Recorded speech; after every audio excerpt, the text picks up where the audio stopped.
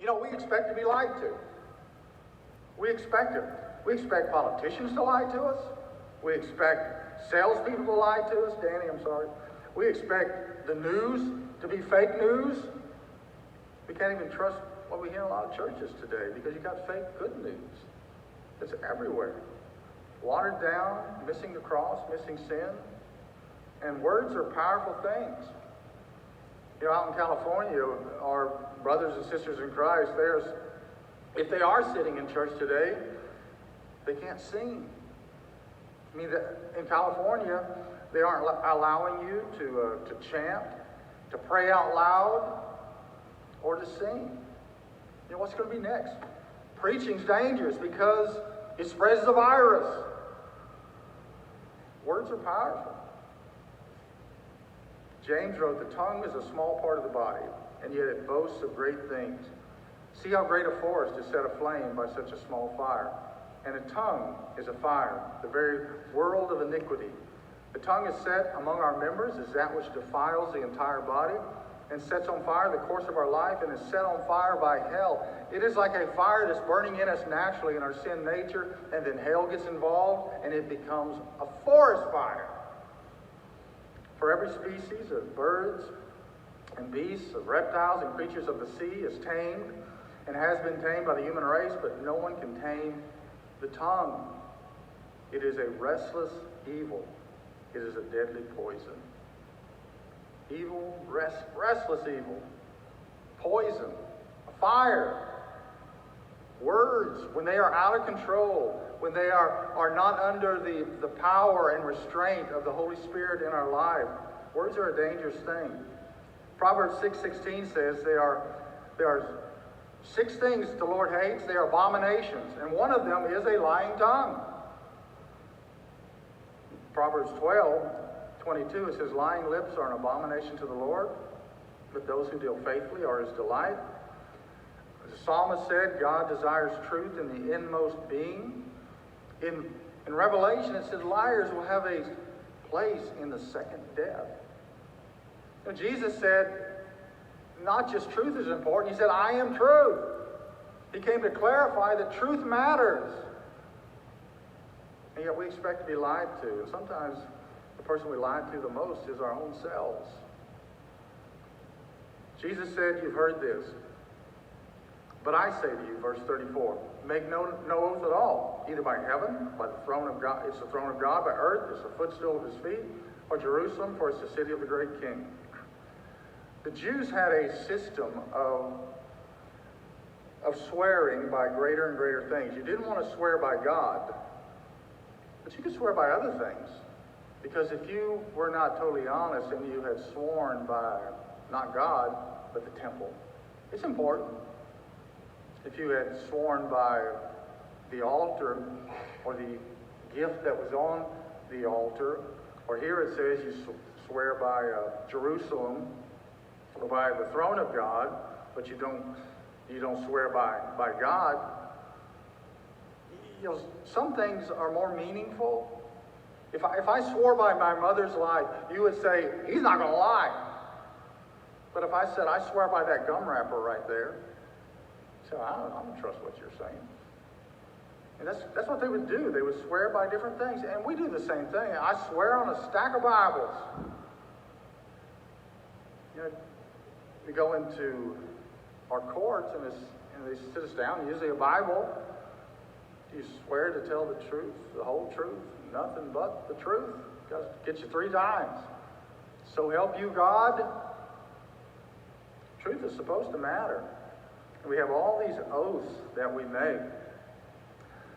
The fear of God should be the determining factor of whether we tell the truth or not.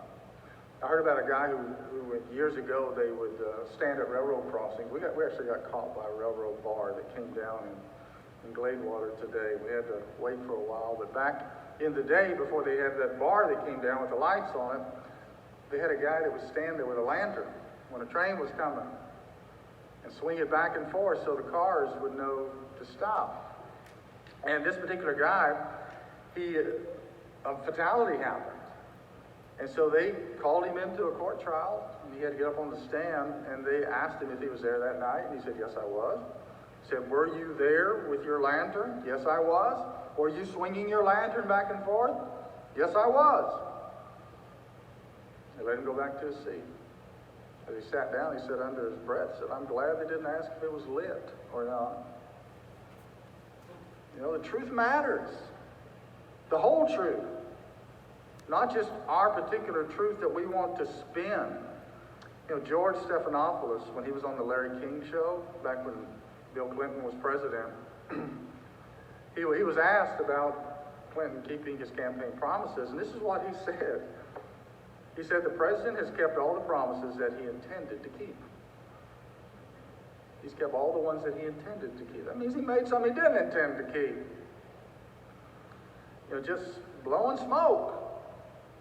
Because smoke disappears when you blow it, and some people's promises do that as well. So the Jews would swear by the temple, the furniture in the temple, the altar, the offering on the altar. They would swear by heaven, the throne of God.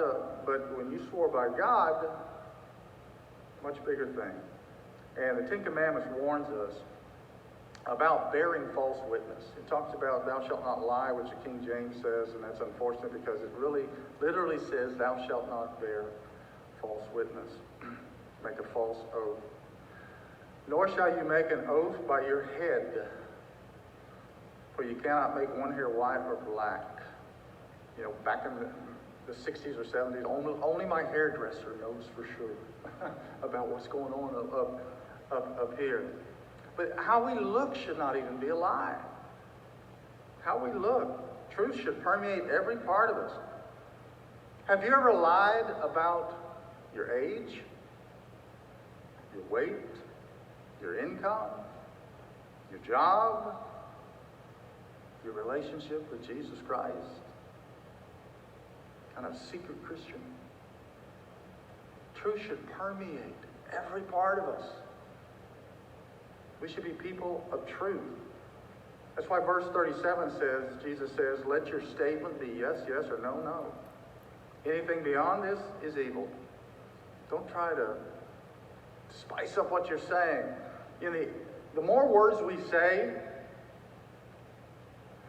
the more suspicious we should be. In fact, the FBI says this, the longer an answer, the more likely it's not true. The longer an answer, the more likely it's not true. Jesus said, be somebody who speaks the truth, nothing but the truth. You don't need to do all these other things, these oaths, to try to convince people that you're telling the truth because you are a person of truth. But lying is as old as the Garden of Eden. Satan lied in the Garden of Eden. Jesus said the Jews were of their father the devil because he had lied from the beginning, and Satan is the ruler of this world, so it shouldn't surprise us that lying and not truth is the norm in the world. You know, lying for a Muslim is actually a virtue if it furthers Islam. And been warned in China that losing face is such a big deal that if you ask somebody directions on the street, they don't want to say, I don't know, so they'll just tell you a wrong direction. Where is such and such? Oh, it's down there. Turn right, turn left. You go down there, there's nothing here. And then you find out that they don't want to lose face by saying, I don't know. So lying is something that is very common. I mean, we do the same thing. You know, we'll say something and we'll cross our fingers, put it behind our back, or we'll wink. That's okay now that we lied. There was a survey that was taken, and over 2/3 of Americans agreed that lying was okay. Only 31% said that honesty was the best policy. Remember that Jim Carrey movie, Liar, Liar? He couldn't say anything but the truth, which is hard because he was a lawyer. And to struggle. What if you had to face this week and you had nothing but truth come out of your mouth. I mean, you wouldn't wear just a mask, you wear a muzzle to try to avoid speaking words this week, just in the danger of something coming out unplanned that you're used to being able to shield a little better. You know, Ananias and Sapphira in Acts chapter 5 kind of shows us how lying is a big deal to God. And why have you allowed Satan to let you lie in this moment about the thing of God that you are professing? It's a big issue. I mean, maybe that's why we get that cross your heart and hope to die. Stick a needle in my eye. I don't know where that comes from. But that's what, you know, a lot of us grew up with. Cross your heart and hope to die if you lie. You know, there was a different time in this country when a handshake was a binding agreement. America was actually like that. In fact, when we were living in Woodward, Oklahoma, they actually have a statue. I hope it's not torn down, but they had a statue of two cowboys on horses making an agreement, shaking hands.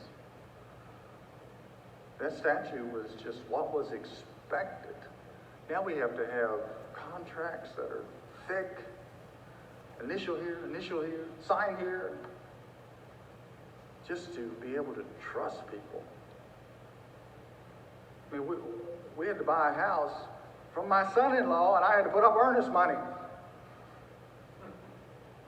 Because that's what it demands now. We have to have you all in. Truth should be what the body of Christ is known for. Not just telling the truth, but not hiding the truth. I was listening to a man from Eritrea, Christian from there being interviewed, and he said that the Christians that were put in prison there because of their faith were such a problem sharing the gospel that they had to build an entirely different prison for Christians just to keep them away because they wouldn't shut their mouth and stop sharing the truth. You know, we need to have truth, number one, as part of everything we do every day, everything we say, but most importantly, sharing the one who said, I am the truth, the way, the truth, and the life. Let that truth be known.